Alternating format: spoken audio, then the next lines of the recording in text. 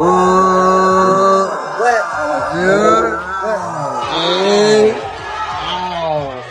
Stop playing with us.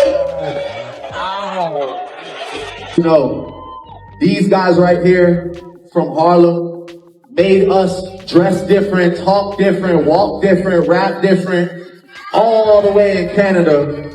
So please, the pride of New York to me, make some motherfucking noise for the Dips. Drake had the same type of run, if not more phenomenal than Dre in this present era. He did. We've never seen nothing like that happen. Drake has to be in the top 5. If you're not putting Drake in the top 2 of all time, like what are we gonna do? We're gonna keep putting shade on his name? When Drake stood on that stage and declared how the guys from Harlem changed the way people dressed, talked, rapped, and moved even all the way in Canada, it wasn't just flattery, it was loyalty in motion. Make some noise for the Dipset, he said, and just like that, the floodgates opened. In that moment, Drake didn't just co-sign Jim Jones, he aligned himself with him in a way no one expected. Especially not after Jim boldly claimed he was better than Nas, and yet, instead of distancing himself from the chaos, Drake doubled down. Why? Because this wasn't just rap, it was war. And Drake was choosing sides. See, what triggered it all was the quiet storm, Pusha T announcing that Nas would be featured on the upcoming Clips album. For Drake, that hit different. This wasn't just a collaboration, it was betrayal. And suddenly, the Cold War turned. Hot Drake, once silent in the face of beef, snapped. He flipped his loyalty, rode hard for Jim, and began throwing silent shade toward Nas, a man he'd once respected. Meanwhile, Jim Jones was taking full advantage of the spotlight, hyping Drake as the greatest rapper alive, greater than Nas, greater than Jay-Z, greater than anyone who'd ever held a mic. And while the world laughed or dragged Drake for filing a lawsuit against Universal Music Group for allegedly letting Kendrick Lamar drop Not Like Us, Jim was right beside him, calling it a cultural power move. He wasn't just defending a friend, he was cementing a bond. Jim Jones went on Instagram, praising Drake, hyping him as a leader of a generation, the man who inspired kids in the hood, the one who taught them swag and sound. Pull up the Billboard entries. Jim dared, claiming his stats measure up to Nas, if not surpass them. It wasn't even a debate to him, it was fact. You heard. He kept repeating, like a war chant. And while fans and critics alike mocked the idea of comparing Jim Jones to Nas, Jim held firm, even suggesting that he made Nas relevant again, viral. As he put it, the internet was savage in response. Comment sections filled with laughter and disbelief. Who told Jim Jones this was okay? How you lose a rap battle the other guy never even responded to. And yet, Jim stayed locked in. In interviews, he called Drake his spirit animal, defended the lawsuit, and explained that this wasn't about street beef, this was billion-dollar chess. And the wildest part, Drake seemed to agree. He posted a sleek photo with Jim, and Jim wasted no time jumping into the comments with a caption that read like a movie script. Men of respect. Mafia rules, a toast to the last ones left. The narrative was shifting.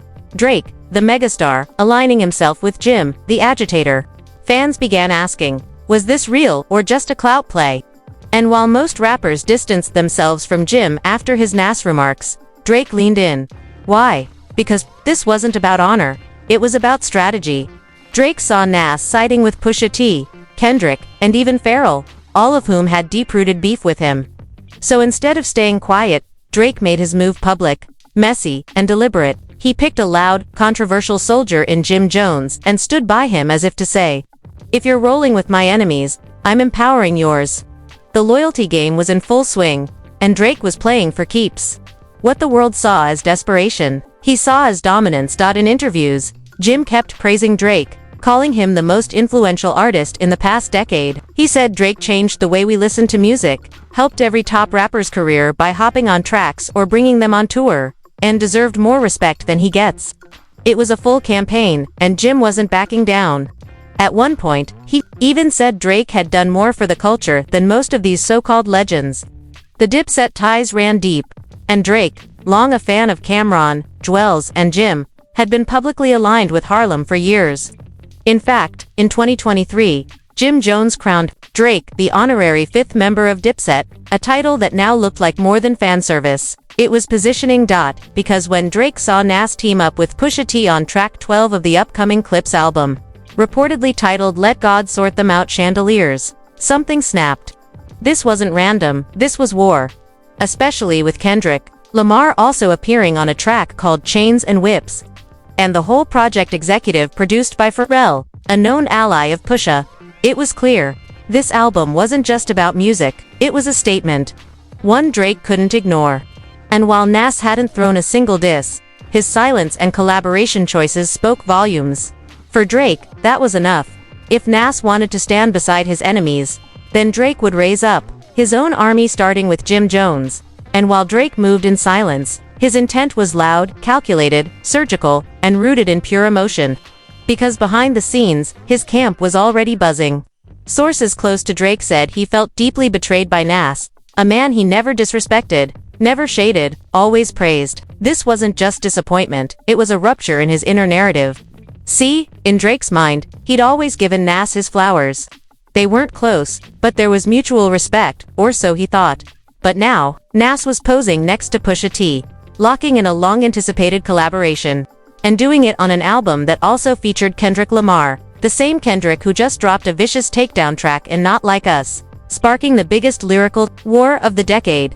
Drake, already reeling from that diss and mocked across the internet for going legal instead of lyrical, saw Nas's involvement not as innocent artistry but as a shot, a signal. So he retaliated the only way he knows how, by flipping the narrative and flooding the timelines with his own moves. That's why Jim Jones became his weapon of choice. Not because of shared history or musical chemistry, but because Jim was loud, unfiltered, and already throwing shots at Nas. It was perfect. Drake didn't have to diss Nas himself, he could let Jim do it, then co-sign from the sidelines. Strategic warfare disguised as support.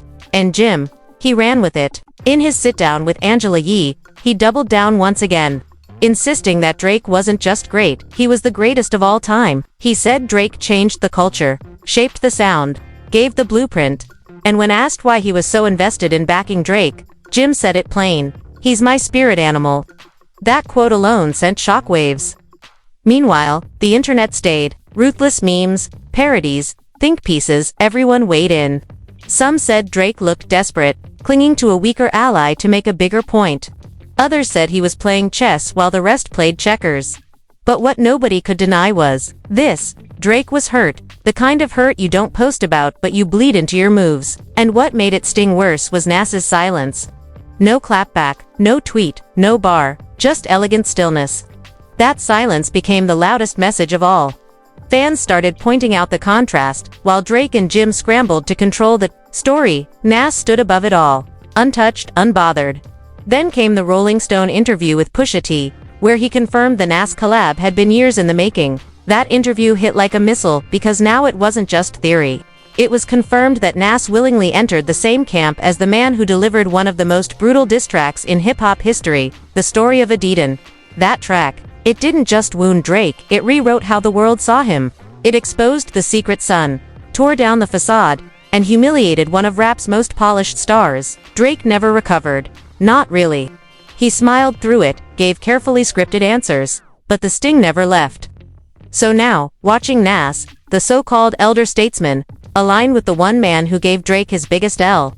It was war all over again, not with bars, but with moves. Drake's retaliation wasn't lyrical, it was structural. Aligned with Jim, boost his visibility, help him trend, and turn him into a mouthpiece. Let Jim talk crazy, then back him up with photos, captions, comments. Men of respect, Drake wrote. Mafia vibes. But fans weren't buying it. Some said it was desperation disguised as strategy.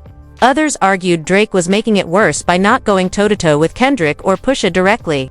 Still, the rollout continued, and the more Nas stayed silent, the more unhinged the other side looked. Even Jim's statements grew more extreme. He claimed he'd done more for Nas than anyone, said Nas had never been this viral before. Like he was doing the man a favor by disrespecting him.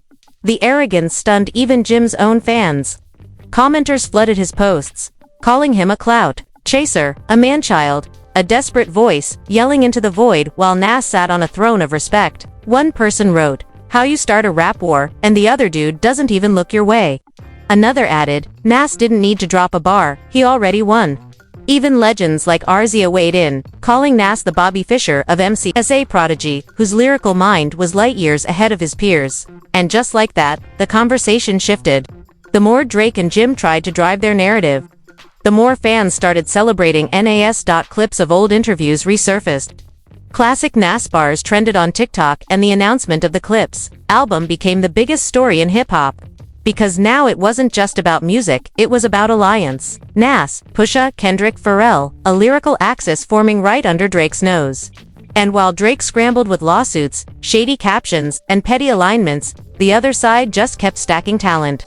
And what shook people most was that, through it all, Nas kept it royal. No diss, no drama, no need to defend his crown. That silence, that was power, and now, with the Clips album looming, the stage is set for something bigger. This isn't just a rap beef anymore, it's a generational clash. Old school elegance versus new school strategy. And if this is chess, Drake's next move better be brilliant. Because right now, the board is tilting, and the streets, they're watching closely, so if you thought this